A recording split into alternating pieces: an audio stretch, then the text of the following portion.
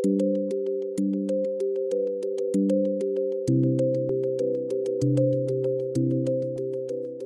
today I'd like to talk to you about two methods for modifying a dry oil paint layer, the Velatura and the Scumble.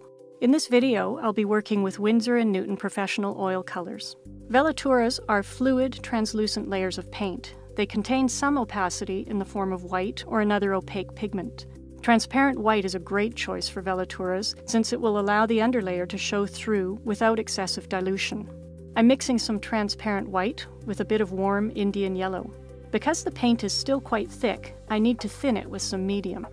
The important thing to remember is that you have to follow the fat over lean rule. That means that each new layer must contain more oil than the previous layer, or you'll run the risk of cracking paint. I'm adding a few drops of stand oil to my 50-50 mixture. Stand oil is ideal for this because it has a high viscosity. The thickness of the oil means that the Velatura will stay in place, not bead or run. I'll glide the tint thinly over the dried ultramarine and scarlet.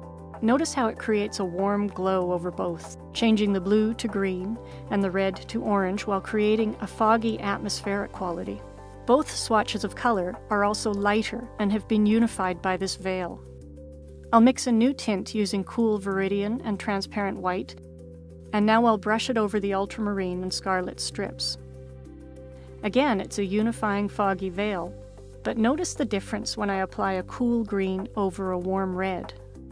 The colors mix optically to create a soft, complex gray that can't be achieved through mixing on the palette.